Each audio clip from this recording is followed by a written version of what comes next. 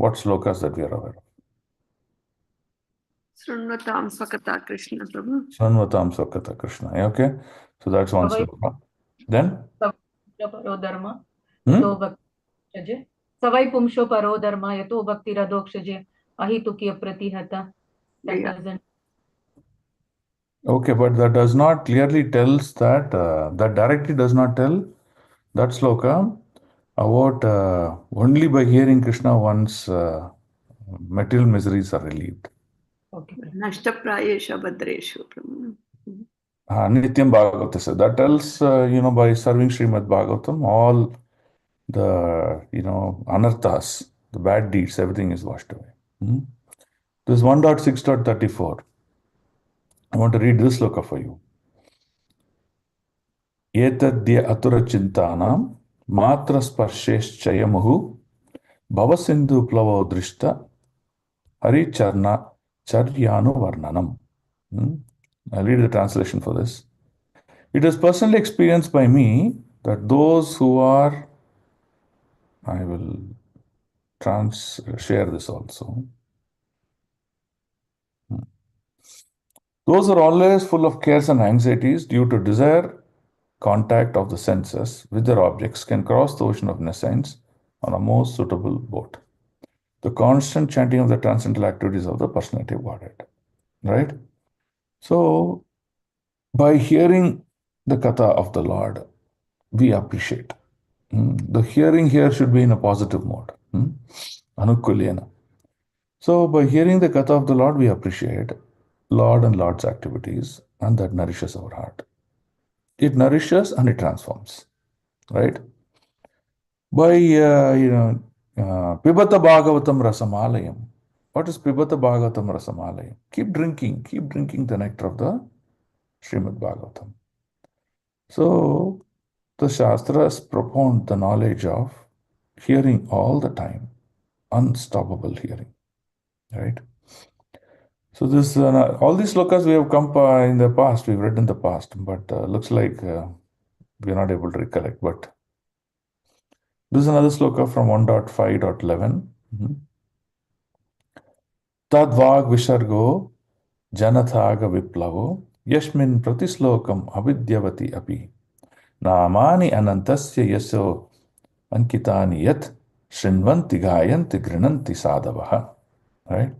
On the other hand, the literature, which is full of descriptions of the transcendental glories of the norm, fame, forms, pastimes of the unlimited Supreme Lord, is a different creation, full of transcendental words, directed towards bringing about revolution in the impious lives of the world's misdirected civilization. Such transcendental literature, even though imperfectly composed, are heard, sung, and accepted by purified men who are thoroughly honest. Right? So, devotees, they're engaged their time and life. What they do? They keep hearing the Lord's glories and pastimes. Not only the Lord's glories pastimes, including Lord's associates also, or Lord's disciples also. So that is the conclusion that we can see. Okay, we'll just go back to the sloka. Okay, 16.8. Did we? Yeah, correct. Prabhu, Hare Krishna. Prabhuji? Yes, Prabhu. This anarthopasamam sakshat bhakti yoga madokshaje, Prabhu. That is lokasya janato vidvam chakre satvata samhitam. That in that shloka also it mentions that when we are directly hearing or when we are into devotional service, all our miseries are mitigated. Prabhu. Yes. So whenever we do the practice of devotion service, our miseries are mitigated. Now here, the stress is mainly on hearing. Okay. So hearing is one of the aspects of devotion service. So it aligns completely with what the statement says. Okay. Now let's look at this sloka. But this is not relating to this 16.6, Prabhu. This verse is... No, we're just taking an example of slokas, okay, which are the standard practice and qualities of devotees. Okay. What is the life of a devotee? Devotee spends his life in practicing of hearing and remembering the pastimes of the Lord and Lord's associates. Okay, that's what their life is. That's where the taste is. But what's the benefit of doing that? Not only they get their hearts nourished while they're in the material life, but they also transcend this material. That means they don't get into the act of birth, death, old age, and disease cycle. So, any other topics which does not have or contain the topics of Krishna is considered mundane. There is no point in hearing them. It's just a waste of time, is what the Bhagavatam is concluding. Okay? So, any sloka that enhances this meaning is considered appropriate. Okay, Prabhu? Yes, Prabhu. Thank you so much, Prabhu. Hare Krishna. So, let's read 16.7. Shudrayusham nirnam anga matyanamritam ichchatam iha pahuto bhagavan mrityu samrita karmani. O Sudha Goswami, there are those amongst men who desire freedom from death and get eternal life. They escape the slaughtering process by calling the control of death Yamaraj. Can someone read the purport? Shall I read? Hare Krishna, the living entity as he develops from lower animal life to a higher human being and gradually to higher intelligence becomes anxious to get free from the clutches of death. Modern scientists try to avoid death by physiochemical advancement of knowledge, but alas, the controller of death, Yamaraja, is so cruel that he does not spare even the very life of the scientist himself. The scientist who puts forward the theory of stopping death by advancement of scientific knowledge becomes himself victim of death when it is gained by Yamaraja. What to speak of stopping death? No one can enhance the short period of life even by a fraction of a moment. The only hope of suspending the cruel slaughtering process of Yamaraja is to call him to hear and chant the holy name of Lord. Yamaraja is a great devotee of the Lord, and he likes to be invited to kirtanas and sacrifices by the pure devotees who are constantly engaged in the devotional service of the Lord. Thus, the great sages, headed by Saunaka and others, invited Yamaraja to attend the sacrifice performed at Naimisharanya. This was good for those who did not want to die. Hare Krishna. So that means, what is the conclusion of this? There are two aspects of conclusion. The first aspect of conclusion is that, there are many scientists and research people who are trying to work on extending the life of this body, right? They would create some chemicals which will increase the lifespan of the cellular.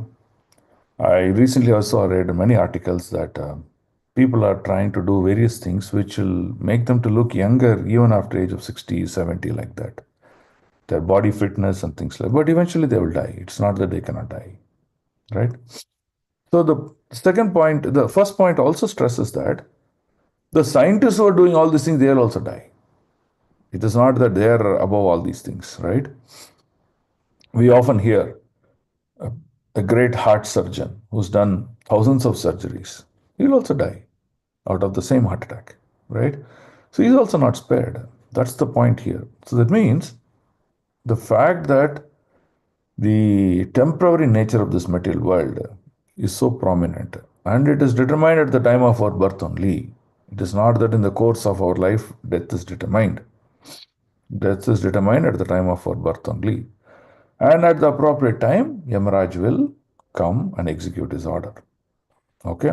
Now, the second portion of this is the sages in Naimisharanya, what they did when they were performing this great devotion to Lord Krishna, to Sri Hari, they invited Yamaraj to that arena And why? Because when Yamaraj is there in the arena, he is busy hearing the pastimes and glories of the Lord from those devotees, and he will, not go in order to commit or kill the personality, kill that living entity, right? So hence Bhagavatam says, oh, if in a class of Srimad Bhagavatam or in a practice of devotion, Yamaraj also is busy, so he will not come to complete the death aspect of it. Now, if you take in a broader sense, what does it mean? For one who performs devotion service on a regular basis, death in a very, what do you say,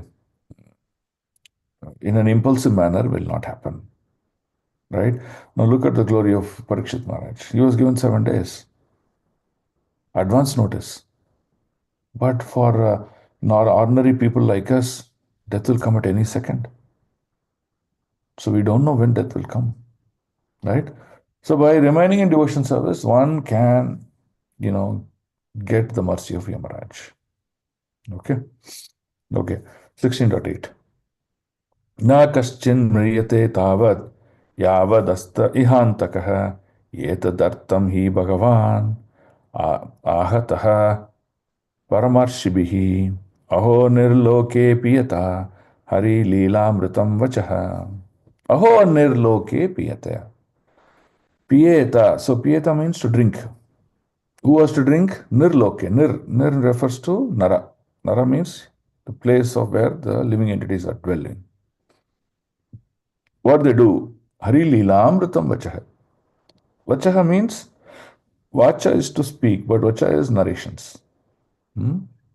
So they keep hearing the Leela of Lord Hari.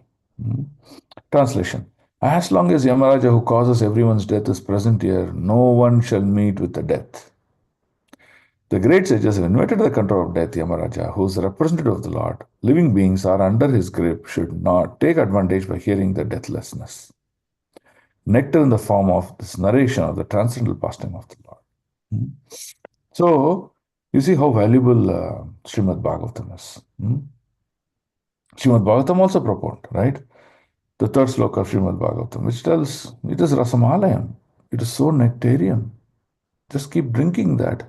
Hearing Srimad Bhagavatam all the time, reading Srimad Bhagavatam all the time, one can please the entire creation, all the personalities' entire creation, including Yamaraj. And Yamaraj will never come, cause such a painful situation for the living entity. Right? So that's the glory of this sloka. Okay, now let's go to sloka number 6.9. Mandasya manda pragnasya vayo manda yusascha vai nidraya kriyate natkam divacha vyartha karma bihi. Lazy human beings with paltry intelligence. What is paltry intelligence? Only traces of intelligence, very small. And short duration of life passes the night sleeping and day performing activities that are for naught. So, people who is considered to be less intelligent, who cannot understand the subject matter, or who is not ready to take up this subject matter in part of their life. What is subject matter? The transcendental activities, description, practice of devotion. Now, what they do? They are considered to be mundane people. What do they do? In a 24-hour cycle, we have a half day and half night. In the night, they spend most of the time relaxing and sleeping. So that time is gone. And the daytime, do they spend time in enjoying or reading the katha or hearing the pastimes? No. They're busy doing their material activities. All the time they're busy doing material activities. So, their opportunity to practice devotion is gone. And it is not gone just for that time period. It is gone in this human purpose of life. Always they have priorities that will satisfy the senses of this body. This is the life of normal people. For normal people, sense enjoyment is the highest priority. For people who practice devotion, practice of an activity for the pleasure of the Lord is top priority. Okay, now let's read the purport. Can someone read the purport? Yes, Prabhu. the less intelligent do not know the real value of human form of life. The human form is a special gift of material nature in the course of enforcing stringent laws of miseries upon the living being. It is a chance to achieve the highest boon of life, namely to get out of the entanglement of repeated birth and death. The intelligent take care of this important gift by strenuously endeavoring to get out of the entanglement. But the less intelligent are lazy and unable to evaluate the gift of the human body to achieve liberation from the material bondage. Pause, They Prabhu. So you Yes. see, what is this human body is the greatest gift. We all love gifts, right? If someone gives an ordinary gift, we are reasonably happy. But if someone gives an expensive gift, maybe like an iPhone, we're so happy, right? But greater than all those gifts is the gift of this human body, right? Because with this human body, one can self-realize their position. That's most important. So that's what Bhagavatam is trying to tell. With this gift, you put to use. What put to use? You get out of this dangers of this material world, the clutches of this material world. That's what you do with that gift. And who offers this gift to you? Lord Rishikesha, right? So when a living entity understands this, he uses this or engages this body in practice of devotion to the best possible extent. Yes, Prabhu, continue reading. They become more interested in so-called economic development and work very hard throughout life simply for the sense enjoyment of the temporary body. Sense enjoyment is also allowed to the lower animals by the law of nature, and thus a human being is also destined to a certain amount of sense enjoyment according to his past or present life. But one should definitely try to understand that sense enjoyment is not the ultimate goal of human life. Herein, it is said that during the daytime one works for nothing because the aim is nothing but sense enjoyment. We can particularly observe how the human being is engaged for nothing in the great cities and industrial towns. There are so many things manufactured by human energy, but they are all meant for sense enjoyment and not for getting out of the material bondage. And after working hard during the daytime, a tired man either sleeps or engages in sex habits at night. That is the program of materialistic civilized life for the less intelligent. Therefore, they are designated herein as lazy, unfortunate, and short-lived. Oh, okay, look at this. So the key words here are mandasya. Mandasya means lazy. Okay. Then manda, paltry. Pragnasya, of intelligent. Okay, partly intelligent. That means very less intelligent. That means ordinary mundane people. Vayo manda uses chavai. So vayaha means age. Manda is short. Ayushaha, of duration of life. So you see, this human body is offered as gift to us, but this entire human body also is for a very, very short period of time. Very short period of time. If you compare the entire life cycle of this earth, how long this earth planet will be alive, and how long we inside this earth planet live, what period of time that we're living in, you will see it's very, very short. Just it is equivalent to the flicker of a tube light. That's the lifespan. And in that lifespan, rather than engaging our life for self-realization, we engage our life for sense gratification. That's the conclusion of this sloka. So one should never be lazy. He should always be active in service of the Lord. Okay, so let's go to sloka number 10. Sutavacha yada parikshit kuru jangale vashat kalim pravistam nija chakravartate nishamya vartam antipriyam tataha sarasanam samyuga Saundiradade. Sudha Goswami said, while Parikshit Maharaj was residing in the capital of the Kuru Empire, the symptoms of the age of Kali began to infiltrate within the jurisdiction of his state. When he learned about this, he did not think the matter very palatable. Palatable means easy to take it and digest. This did, however, give him a chance to fight. He took up his bow and arrows and prepared for military activities. So this is the duty of a king. Whenever he sees, this is a position of a leader, whenever he sees things that are not aligned, that are not proper, he doesn't hesitate. He doesn't even hesitate for a minute. He immediately acts. He puts the right perspective by keeping Krishna in the center and executes his orders, executes his duties. Right? So now in this age of Kali, what are the four things, for the four symptoms? It is very broadly classified. There are four things. When one does those four activities, which is considered abominable, then what happens? We talked about the human body as a gift. This ability to engage this human body in self-realization, in transcending this material world, becomes an impediment. Right? So, for example, let's say you're going on a road from a city A to city B. The road is very beautiful, wide, and nice. Suddenly you saw that there's no speed breaker. Suddenly they have constructed one concrete wall in between. How will you even cross? You cannot cross, right? That means your journey ends. Your journey stops there. So that is these regulative principles.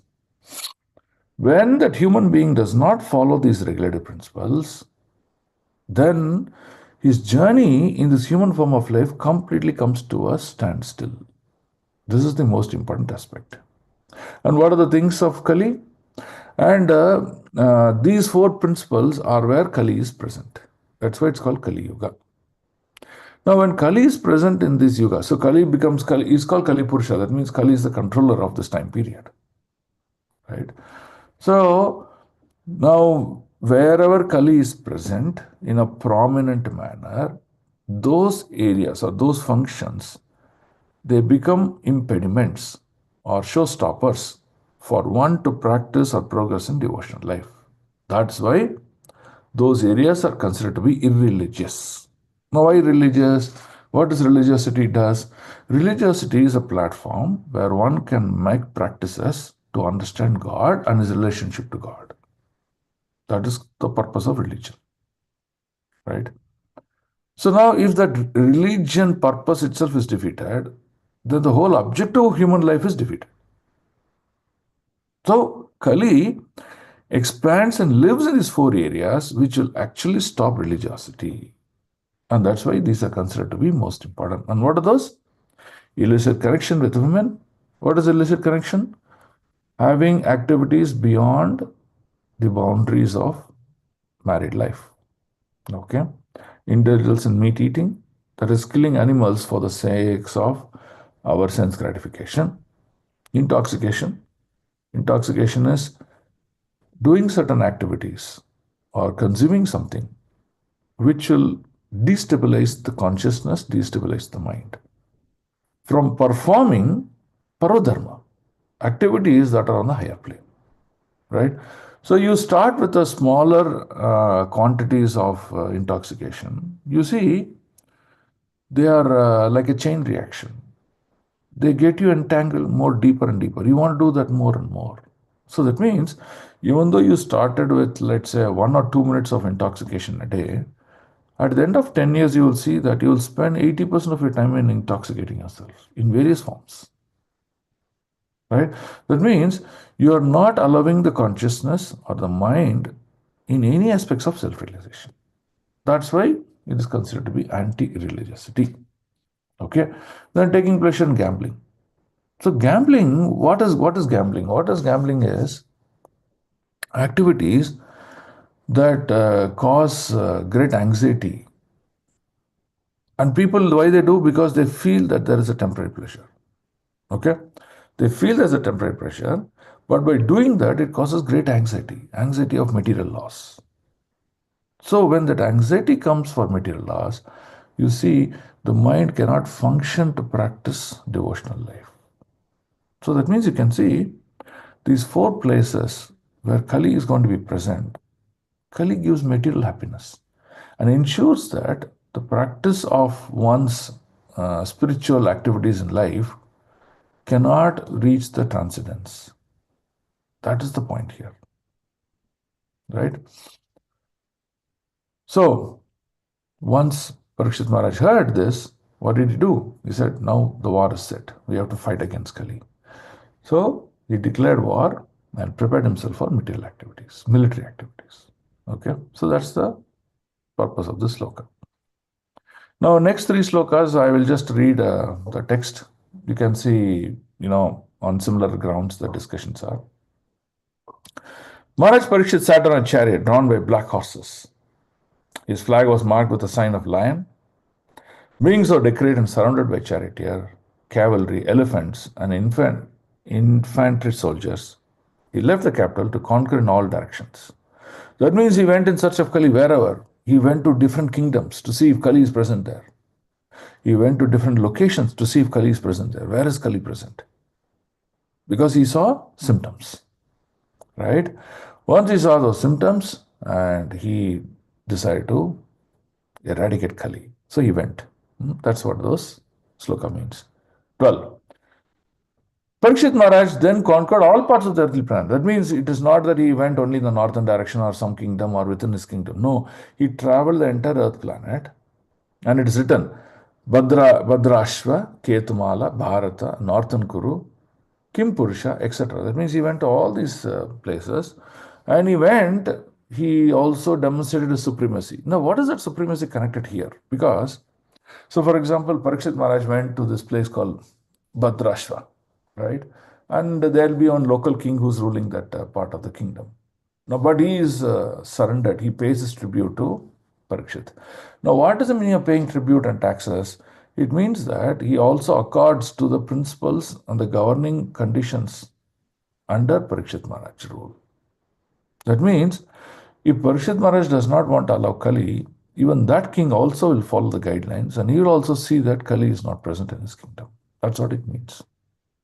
Right? And what did he extract tribute from the respective rulers? That means all this they submitted themselves to Parikshit. That's what it means. Okay. So this purport, if you read, it will explain, okay, where all he went, what all he did, which kingdom, who submitted, what happened. Okay, so now let's go to sloka 13.15. Tatra Tatroparshna. Okay, this also is slim sloka. Yeah. Okay. Yeah, this is also same thing. So translation, wherever the king visited, he continuously heard the glories of his great forefathers, who were all devotees of the Lord, and also the glorious acts of Lord Krishna. See, there's one thing about you have to notice. You see how the consciousness of Krishna was spread around the whole world. There was no place that people did not stop discussing about Harikatha. Okay? He also heard how he himself had been protected by Lord from the powerful heat of the weapon of Ashwatthama. Now, there are two things he's hearing.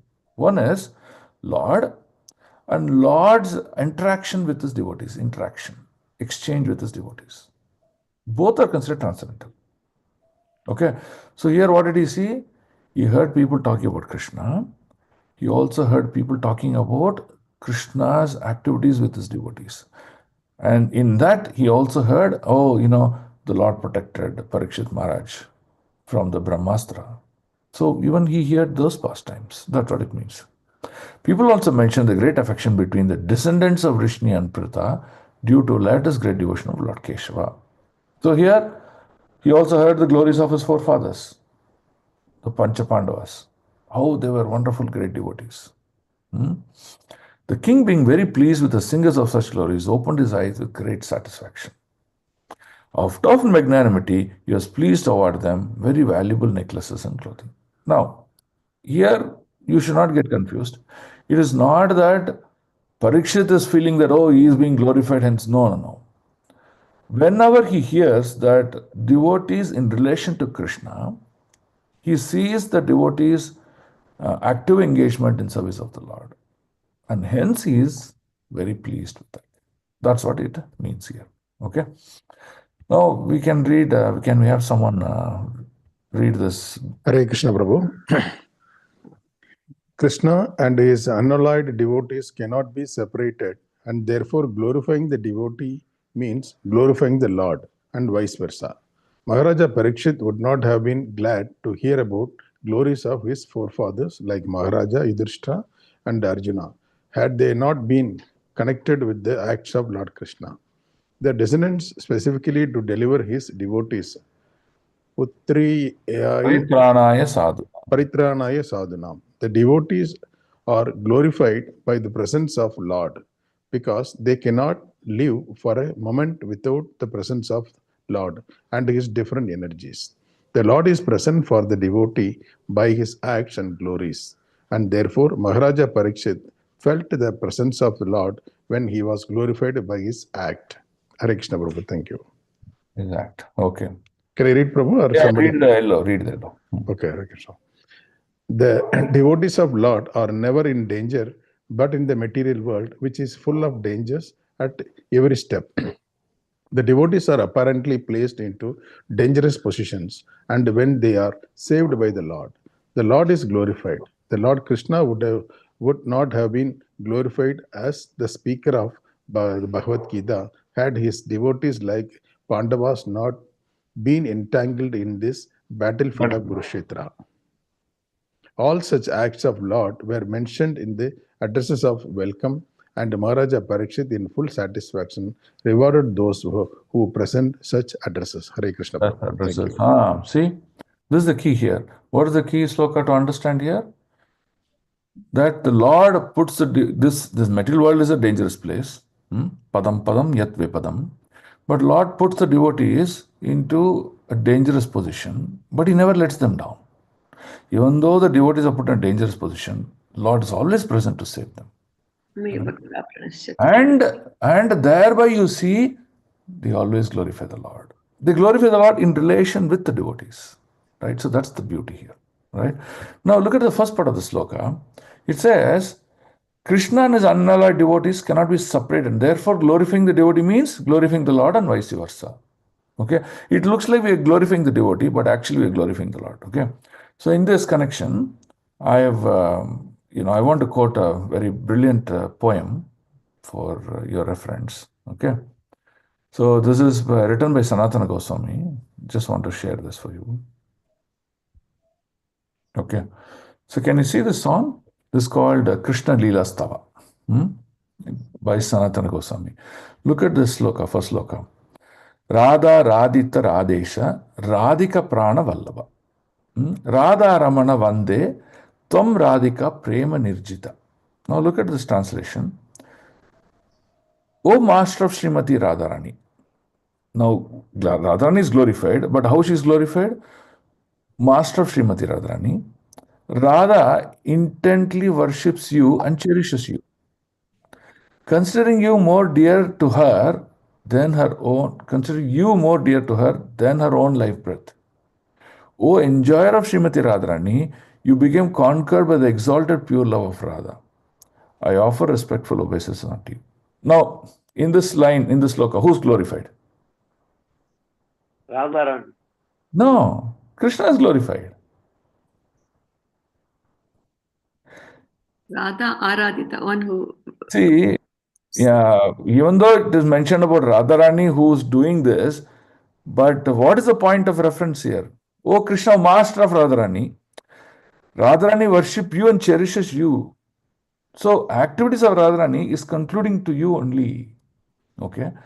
Considering you more dear than her own life, even though one's life is always more dear to anyone, but she considers her life not greater, but your life is greater. Right? Oh, enjoyer of Srimati Radharani. You're may glorifying Radharani, but you're the enjoyer of Radharani. Right?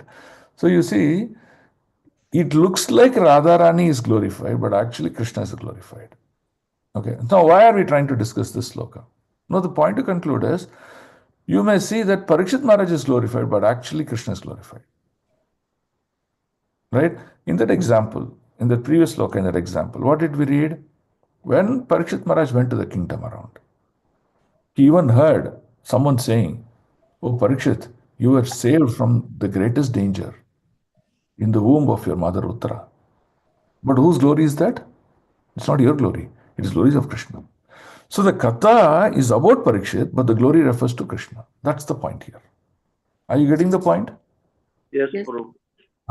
So that is what has been referenced here. Okay. So how do you sing this, Prabhu? Radha, Radhita, Radesha, Radhika, Pranavallabha. Like that simple only it is. Yeah, simple it is. Thank you. Okay, so I'm just we can sing Sunday evening if you want, Mataji. Okay, Prabhu. Thank you, Prabhu. Okay, so that's the position. So two things to learn from this, right? Lord is glorified directly, and devotees are glorified, but devotees' glorification again indirectly glorifies the Lord. So hence the subject matter is about Krishna. That's the point here. So people by hearing Lord and Lord's interaction with these devotees are both nourishing, is the conclusion here. Okay? Now, second, how Lord is glorified? Because Lord saves the devotees from such dangerous positions. Lord is really glorified. Now, look at the referential point he gives. Let's say Bhagavad Gita was just spoken in a very casual time manner situation, right? Then the relevance and the seriousness of Bhagavad Gita's application to today's life may not have such great impact. So, there was a situation that was created, and Lord spoke the Gita to transcend this material world. Why you want to fight this war? What's the use of fighting this war? The conclusion of this war is dharma, establishing dharma, because by establishing dharma, one can transcend this material world. So people who are in the blockage of dharma, remove them. That's what the Lord said as a message.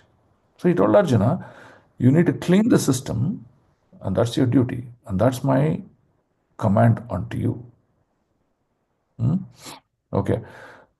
There's a green, and there's another theme that this sloka is offering. Can someone read the green highlight? Hello, Prabhuji. The Read. difference between the presentation of welcome addresses today and in those days is that formerly the welcome addresses were presented to a person like Maharaja Parikshit. The welcome addresses were full of facts and figures, and those who presented such addresses were sufficiently rewarded. Whereas in the present days, the welcome addresses are presented not always with factual statements but to please the post holder, and often they are full of flattering lies. And rarely are those who present such welcome addresses rewarded by the poor receiver. Hare Krishna. Is this not true today? Huh? Very true, Prabhu. See how Prabhupada reveals, look at his insights. Look, Prabhupada reveals the truth.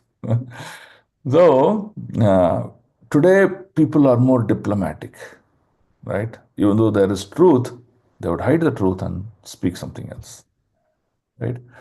But those days it was not the fact. Those days where someone deserves rightfully, really, they were honored with those right words. So that means the value of glorification of devotees and the Lord were 100% apt and 100% to the truth in those days. Right? So that's the difference between how we have degraded in the society today in terms of our consciousness and situation compared to what it was in the previous times. Right? So that's very brilliantly explained by Prabhupada here. Okay.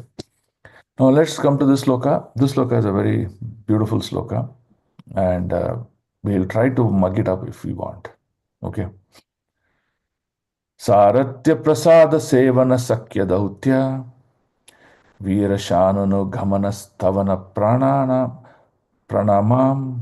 Pranaman Snigdeshu Pandushu Jagat Pranitam Cha Vishnu Bhaktim Karoti Nirpatis Charanaravinde.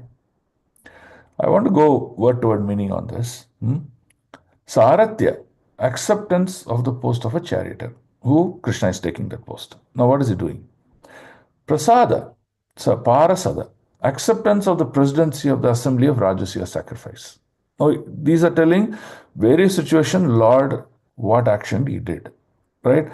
Now look at it. As a Saratya, He took a lower position in serving his devotees. Okay. During the Rajasuya Yajna, what did he do? What role Lord Krishna played? He washed the feet of everybody. All the guests who came, he washed the feet. Look at it. Who will do that role? Generally, we think that someone who is lower, let him do that role. But Krishna, being the supreme Lord, he took that position. Okay. Sevana, engaging the mind constantly in service of the Lord. Sakya, to think of Lord as a friend. Dhautya, acceptance the post of a messenger. Veera asana, acceptance of the post of a watchman with the drawn sword at night. Anugamana, following the footsteps. Tavana, offering prayers. Pranaman, offering obeisances. Signesu, unto them who are malleable to the will of the Lord. The malleable word means I can change the shape of a certain object according to my desire. Okay? In scientific terms, malleable means, let's say I have a solid bar of metal. I can convert them into very thin sheets of my choice. That's what malleable. So malleable means ability to change the shape of an object according to my desire by applying some physical thermodynamic force. Okay. Now here, what does it mean? Devotees are malleable to the Lord. Now, what does malleable to the Lord here means? That means the devotees are engaged in various aspects according to the will of the Lord. Right? The Lord wants to provide great travel service to a devotee who is preaching his glories around the world. So, what the Lord will do? He'll create one living entity who will create a motor car. And he will present that motor car to this Vaishnava who will use the motor car to travel around. Now, you see how the Lord is making or changing the life of a devotee or a personality. So, that's what Snigdeshu means. Pandushu, onto the sons of Pandu, Jagat the universal. Pranatim, one who is obeyed. Vishnu, Bhaktim devotion. Karoti does. Nirpati, the king. Nirpati means the king of the living entities. Nir refers to Nara. Pati refers to husband. So who is that? The king, who's the administrative head. Charanaravinde, onto his lotus feet. Now let's read the translation and purport. Very brilliant it is. This is the real life of us. Yes, Prabhuji. Prabhuji, this washing of feet in Rajasuya Yoga, can you kindly elaborate? Prabhu, I didn't hear properly. Okay, we'll not go there in detail. So, yes. Rajasuya was performed by King Yudhishthir to demonstrate his supremacy over the entire world. Okay, it is considered one of the topmost. That's why it's called Rajasuya Yajna. Considered the topmost of all the yajnas that can be done. So, when Rajasuya Yajna was performed, many kings around the world, they all came assembled to provide their tribute, their respects, or whatever you want to call it as, for the success of Rajasuya Yajna. Now, when you're getting great guests to your place, you have to honor them, right? So Krishna took that position. So honoring was not just, okay, namaskar, like vandanam. He did not just fold his hands and receive them, or he just put garland. Yeah, those were done. But greater than that was, Krishna demonstrated his humble nature as a host by receiving guests, washing their lotus feet, and then accepting them inside the yajna. Washing of feet of all the guests, Prabhu? Yes, that's what it is. Hari, hari. Okay. So when the head of the entire creation can do that, what stops us from doing that? Because of our false ego, it is stopping us. Okay. Now let's read this. Maharaj Parikshit heard that out of his causeless mercy, Lord Krishna, who universally obeyed and rendered all kinds of service to the malleable sons of Pandu. Right? Now, the devotees are malleable, but the Lord also accepting such lower positions in order to serve the devotees. So look at it, it's both way.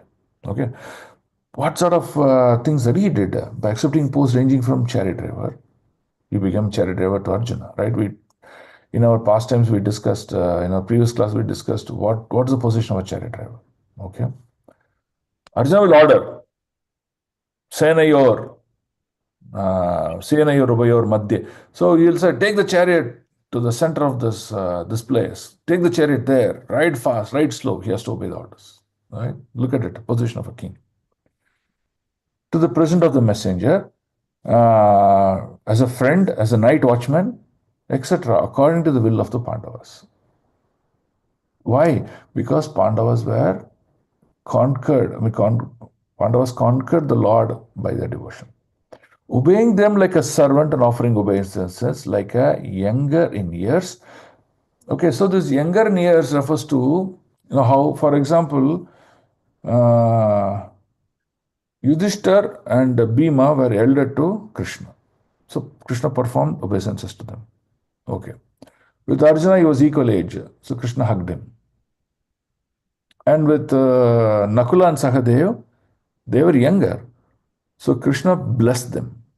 So you see, according to one's position, one will have to act. And that's what the Lord is demonstrating. Right? So when he heard this, Maharaj Parishad became overwhelmed with devotion to the lotus feet of the Lord. So now he saw the glories of the Lord in relationship with his associates. Right? In relation with his devotees. So the devotees are glorified, the Lord is glorified. Now, when he heard all these things, it is so nectarian, right? And that soothed the heart of Parikshit Maharaj, right? Now, the purport, what Prabhupada writes is also so brilliant. I want someone to read this. So brilliant this is. Can someone read the highlight? Hare Krishna Prabhuji. Maharaja Parikshit, as a pure devotee of the Lord, could appreciate the Lord's transcendental reciprocation of the feelings of his devotees, and thus he himself also was overwhelmed with the dealings of the Lord. Simply by appreciating the dealings of the Lord with his pure devotees, one can attain salvation. The Lord's dealings with his devotees appear to be an ordinary human dealings, but one who knows them in truth becomes the ones eligible to go back to home, back to Godhead. The Pandavas were also so malleable to the will of the Lord that they could sacrifice any amount of energy for the service of the Lord. And by such a unalloyed determination. Unalloyed determination, they could secure the Lord's mercy in any shape of the desire. Yeah. So unalloyed devotion attracted mercy. What sort of mercy it attracted? Whatever they want, that happened. Arjuna wanted Lord to be present with him during the entire war. How can Lord be present? So Lord said, okay, I'll be present as a chariot where we'll be always together. Right? Now, even though charioteer is a lower position, because Arjuna desired the association of Lord during the entire war, Lord said, I will do it. That's the point here. Right? Now, look at what Prabhupada says. Look at this statement. Simply by appreciating the dealings of the Lord as pure devotees, one can attain salvation. Just by talking about Parikshit, just by talking about the Pandavas, just by talking about Kunti Maharani, great devotees of the Lord, one can even get salvation. Not even about the Lord, just by talking about his associates. So then what about our Guru Maharaj? What about Srila Prabhupada, who are great devotees of the Lord? Just by talking about them, one can get liberation. That's why, people love reading Leelamrita of Srila Prabhupada. People love reading Prabhupada's interaction with his disciples, because all of them are transcendental. Right? So he says, Lord's dealing with devotees appear to be ordinary, but one who knows them, he goes back home, back to Godhead. That's the key thing. Okay? So henceforth, appreciating Lord and Lord's devotees and Lord's interactions with his devotees are very, very considered to be greatest in this entire creation. So we shall always take opportunity to appreciate them. Now, Prabhupada also talked about appreciating the true sense versus appreciating just for the sake of it. So that's the difference. Okay. Any other questions on this sloka?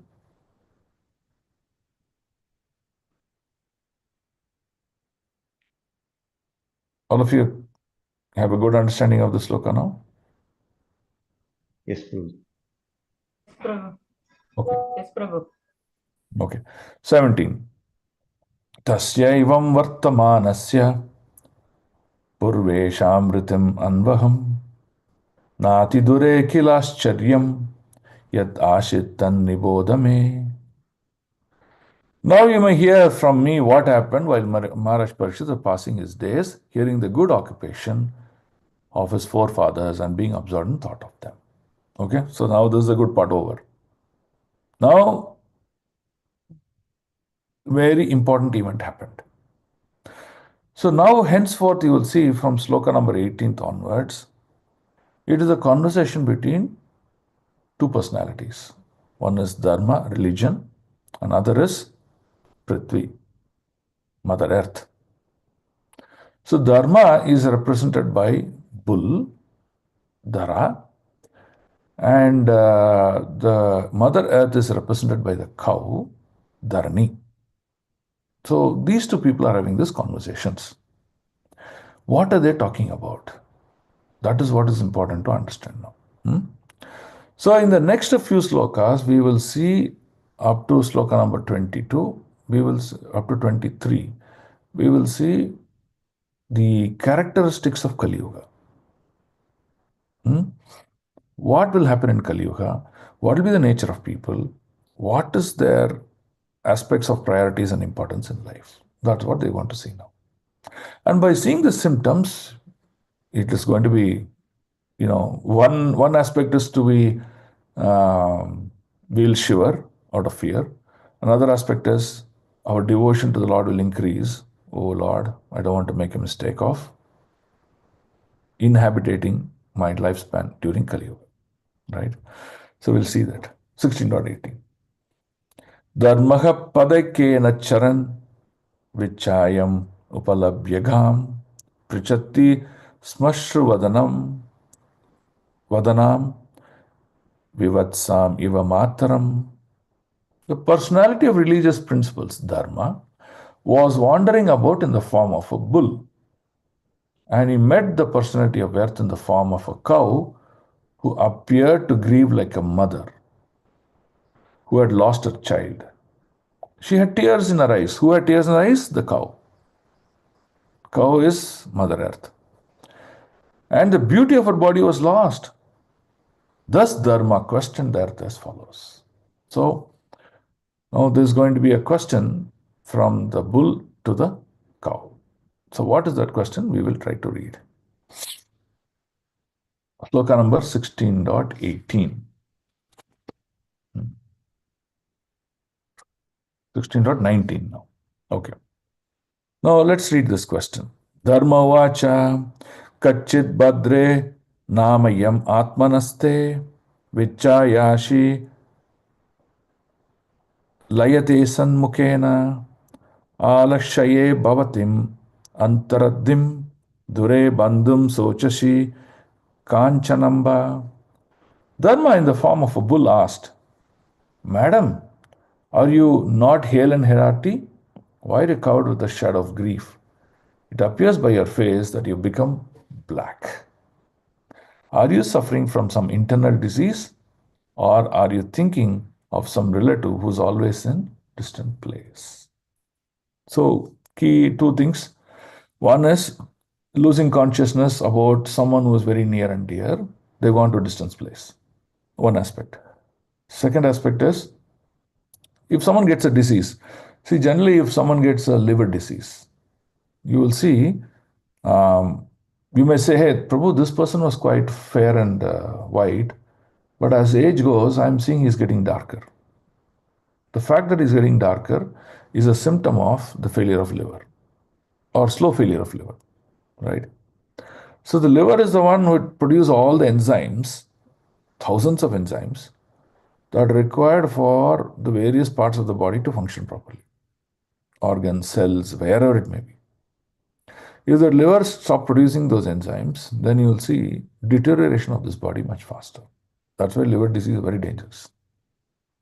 So now you can see, practically you can see, if someone is darker than what he was in the earlier times, then you can clearly understand that his liver is starting to dysfunction. Okay. So now let's look at this purport. The people of this world in this age of Kali are always full of anxieties. That's the biggest problem. Okay. Everyone is diseased with some kind of ailment. From the very faces of the people of this age, one can find out the index of the mind. Full of anxiety. Is it not true? Everyone feels the absence of the relative who is far away from home. Earlier days, if you hear the Yaksha Prashne, okay, that means the conversation between Yaksha and Yudhishthir. In one of the question, there is a question though I don't know the exact wordings of the question, I forgot, but the question is something like this: what is the success of longevity of life? Something like that is the question. You know what Parikshit Maharaj answers? Yudhishthira Maharaj answers. He says, one should not unnecessarily move or travel around. The place of worship, the place of residence must be nearby, and they should just keep on going to execute their devotional duties. By thus, he will live longer, he will live disease-free, and enhance his consciousness towards love of Godhead. Something like that is the answer. Now, go back to that. Now, what's happening today? Even one is living in a city, he travels tens of kilometers, 20s of kilometers, 30s of kilometers to do his day-to-day life, all the time travel. What did Yudhishthira say?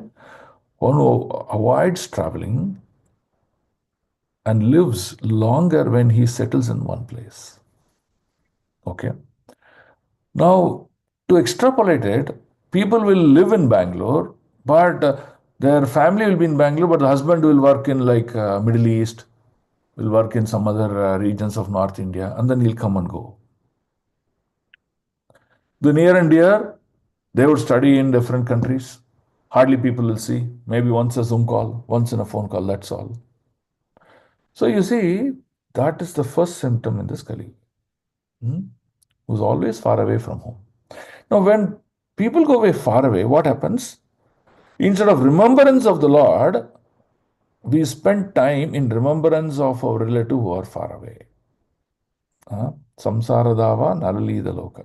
We can never come out of it. Okay. Now let's look at the next line. The particular symptom of age of Kali is no family is now blessed with to live together. In the earlier days, people lived together. Brothers, families, their children all lived together. Now, if husband and wife live together is a great achievement. That's the intent at which, that's the intensity at which Kali Yuga is expanding. Okay. To earn a livelihood, the father lives at a place very far away from the son, or the wife lives far away from the husband. So on, there is suffering from the internal disease, separation from those near and dear, and anxieties for maintaining the status quo. Because of such actions, there's always anxiety. Oh, what is happening to my child? What's happening to my husband? What's happening to my wife? There are always anxieties. When you are anxious, you cannot practice devotion. You can practice devotion only if you are in the mode of goodness. Anxiety is not a mode of sign of goodness. It's a mixed mode of passion and ignorance.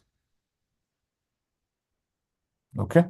So hence the sage is concluding, because of extreme anxiety, people in this age of Kali Yuga will be very unhappy. Right? Today, people are working high-profile computer jobs, but they're always under the anxiety. When will I lose my job? When will I lose my job? So I have to act like this. I have to act like that. So much of uncertainty for everything and anything. Students writing exam, if he fails, oh, his life is doomed. Anxiety. I'm getting my focal appraisal. Oh, I didn't get promotion. I didn't get salary hike. There's anxiety. Anxiety, anxiety, anxiety. It kills. Right? A devotee who's a great practitioner, you will see is very steady in his consciousness. His activities will be simple, very predictable, and always in state of bliss. That state is called dhira. Right? One has to perfect the state of dhira. not perfect the state of anxiety, not chanchalam. Okay. Now let's look at the next sloka, 16.20. I have lost my 3 legs and I am now standing on only one. Who's saying this? The bull. Dharma is saying that. Are you lamenting for my state of existence? The bull is asking the cow, are you seeing my state that, oh, I'm just standing on one leg, the one leg of truthfulness? Is that causing you anxiety? Are you in great anxiety because henceforward the unlawful meat eaters will exploit you? So the biggest target of meat eaters is cow, right? In Kali Yuga, when Kali personified becomes stronger, what does he do? He ensures that there is slaughterhouse and Mother Earth is slaughtered. We are seeing that. Meat export throughout the world, meat consumption throughout the world is the highest. And they construct slaughterhouses to kill that cow. Then it says, are you sorry plight because the demigods are now bereft of their share of sacrificial offering because no sacrifices are being performed at present? We read in the 4th chapter of Bhagavad Gita that there is a cordial relationship established between the living entities and demigods. The demigods will shower mercy, benediction for the happy and successful living of the living entities. But when the living entities demonstrate or practice their life of performing sacrifices for the pleasure of demigods, of course, it is eventually for the pleasure of Vishnu. When that is done, there's a very cordial arrangement between the demigods and the human beings, and thus they shower rains, they shower all mercy by which the living entity can live happily.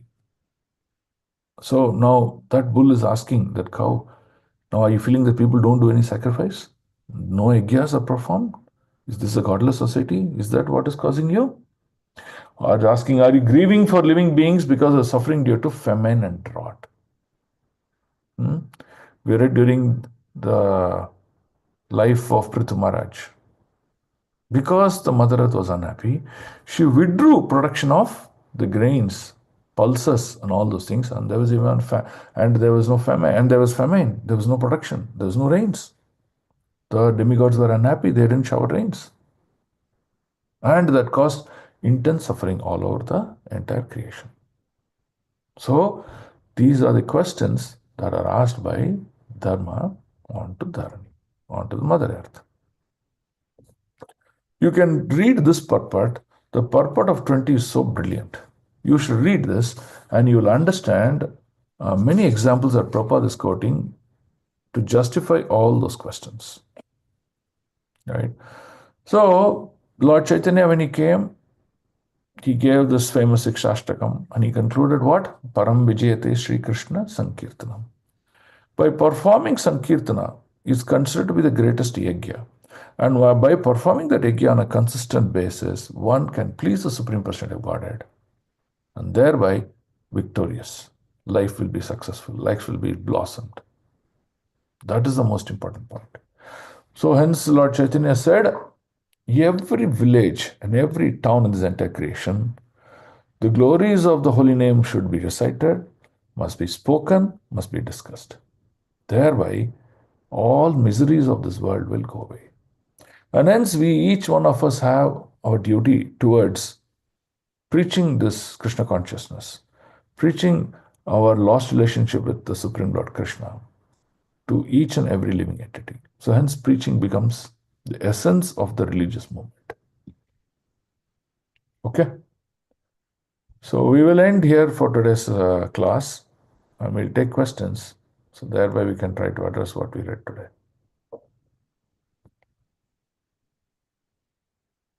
Hare Krishna.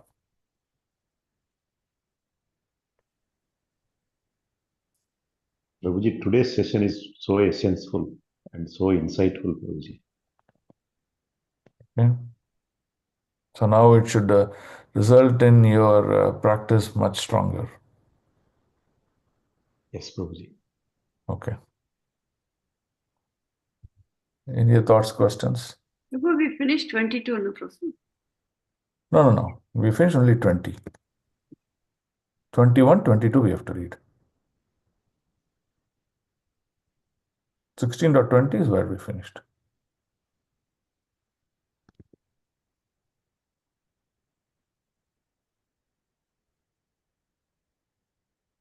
All of you silent? Are you active? Yes. Or are you already in deep sleep? Not in deep sleep, Prabhu. Prabhu, Hare Krishna, Prabhu, Dandavats Pranam. Yes, Prabhu, Mother. here in the last shloka 20, I have lost my 3 legs and now standing on only one. That means they're talking about the gambling thing, no, Prabhu? No, Where truthful. there, but according to Kali Yuga now, no, Prabhu, we are almost like 90.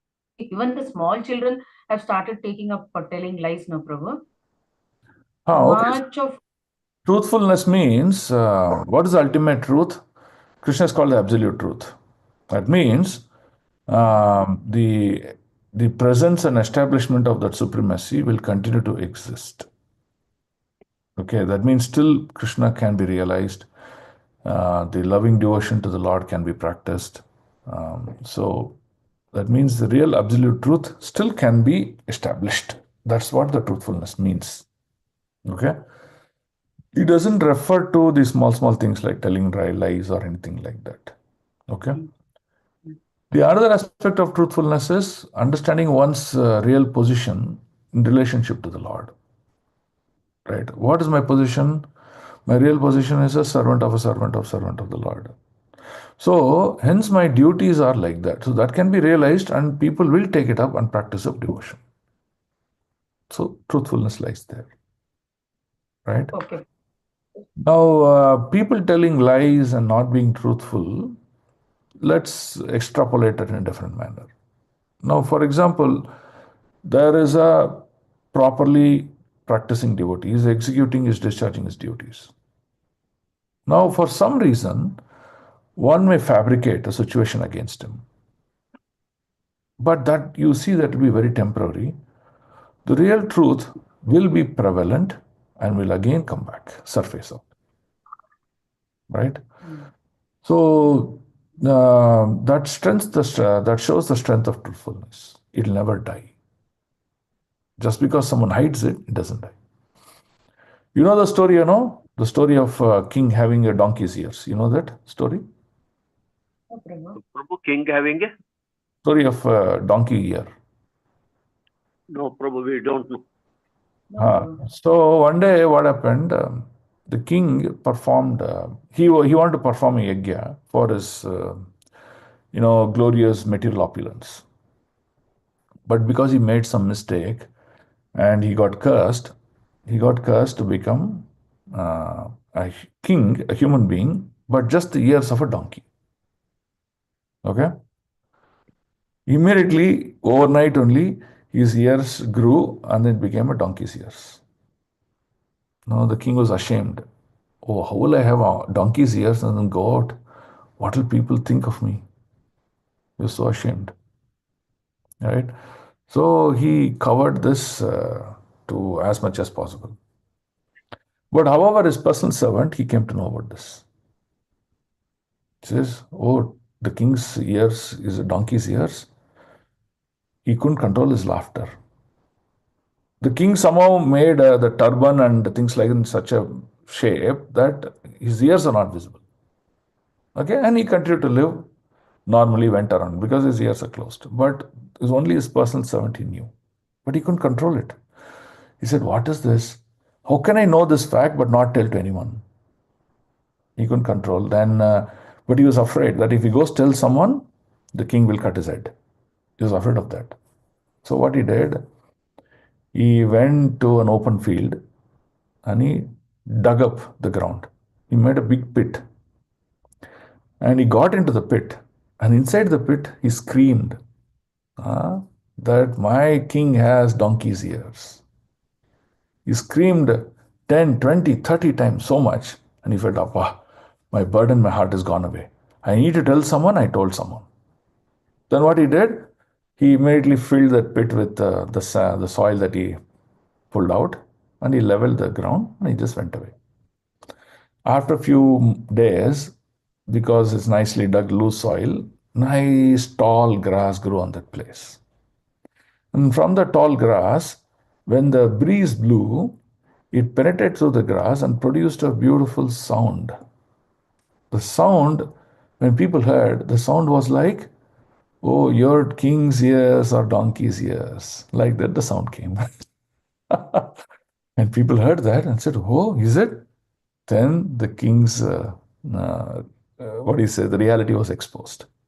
So the point to understand this story is about, however, how much ever you may be having a strong position to hide the truth, but the truth will come out one day or the other. Very nice, Prabhu. Huh? Very nice, Prabhu. So what is the story? We had heard a very long back in Kannada, Prabhu, Rajan Kivi, Katte Kivi, something like that. You heard, huh? Yes. Thank you so much, Prabhu. Okay, okay. Hare Krishna. So, truth wins now, Prabhu. Every time truth wins. It may take a long time, but finally truth wins. Yeah, truth wins. That's what is referring to that one leg of that bull is still there, that she's standing on it. But as Kali Yuga grows, as time period in Kali Yuga goes, mostly by the time the golden age completes, that one leg of the bull also will be cut. It won't exist. That means is that religiosity will completely fall down. Now, what is the meaning of religiosity completely fall down? That means there will not be any mechanism or there will not be any method for someone to practice devotion and realize God consciousness. It cannot be possible. That's what. That is the 10,000 period, no, Prabhu, which Srila Prabhupada and Chaitanya Prabhu has given us. Yes. 10,000 years. Because after the golden period, Prabhupada himself declares that there won't be temples, there won't be Harinam, there won't be, all the religious principles would have gone. Many things he says. So all those things will come once the golden age is arrived, golden age is completed. So golden age is an opportunity for us to practice devotion. We should do it with full faith, with the only hope to go back to Godhead. So no more excuse. Thank you, Prabhu. Hare Krishna. Hare Krishna.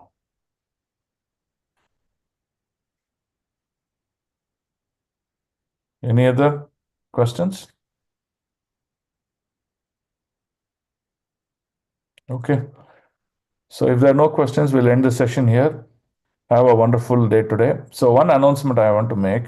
So today, we have connected with one of the schools to train the teachers and the principals on the subject matter of Bhagavad Gita.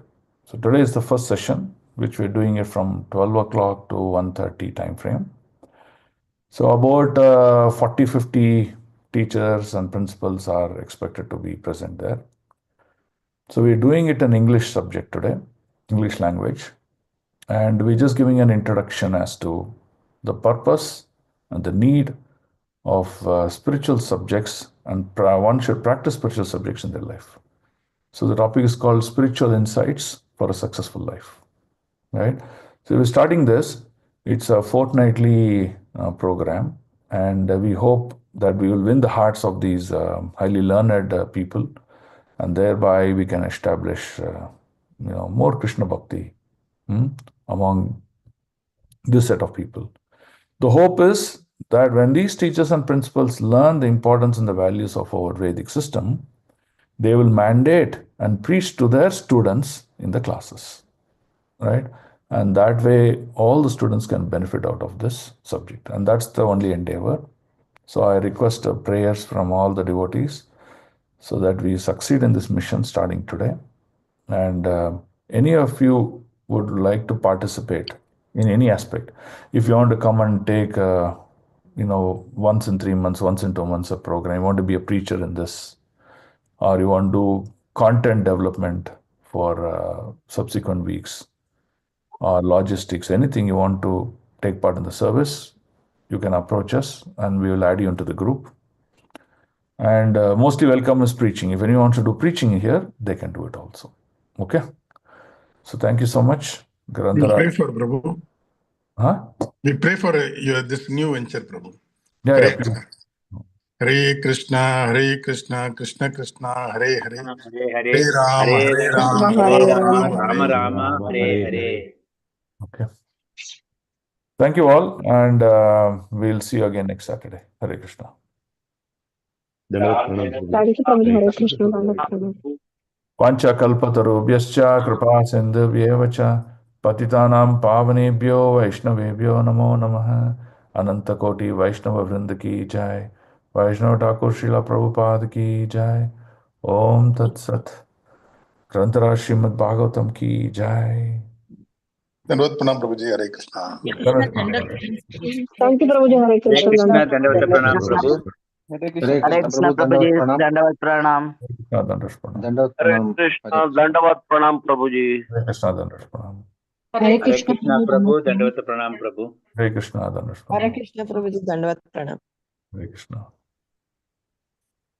Okay, I'm ending the class here.